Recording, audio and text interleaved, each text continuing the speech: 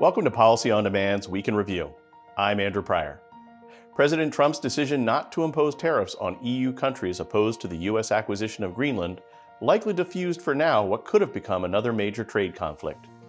Prior to the announcement, the EU had been considering a range of retaliatory measures, from reviving an EU counter-tariff package prepared last year targeting 93 billion euros in U.S. goods, to suspending implementation of the US-EU trade agreement concluded last summer.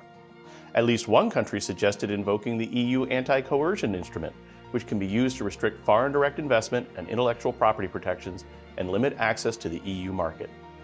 Tariffs and a trade conflict may have been averted, but the Greenland dispute overshadowed Republican efforts to show they are working to address affordability concerns like healthcare and housing, including this week's executive order to restrict large institutional investors from buying single-family homes.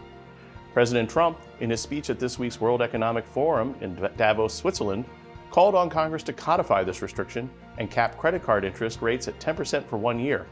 But the focus clearly was on Greenland. I continue to get asked about tax issues that were left out of the One Big Beautiful Bill Act, like the Work Opportunity Tax Credit and Taiwan double tax relief. Both enjoy bipartisan support, as do certain other tax issues like retirement savings incentives and the tax treatment of digital assets. But already low expectations for a bipartisan tax bill have been further dimmed by the lack of a bipartisan agreement to extend the enhanced ACA premium tax credit. Underscoring the difficulty of passing even bipartisan tax legislation, an unsuccessful effort to attach Taiwan double tax relief legislation to a must-pass government funding bill, even as a renewal of Haiti and Sub-Saharan Africa trade preference programs and healthcare provisions made it in.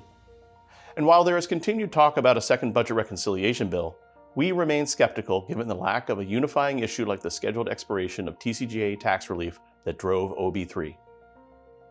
A temporary government funding measure is set to expire at the end of next week, but Congress appears to be on track to avoid another government shutdown. The House was set to vote this week on a final mini-omnibus appropriations bill combining the most challenging spending bills. Among other things, it further reduces IRS funding provided in the 2022 Inflation Reduction Act. The Senate will take up the bill when it returns next week from a one-week recess. In addition, the IRS tax filing season begins on Monday. Republicans are hoping voters will see the positive effects of tax reductions enacted in OB3.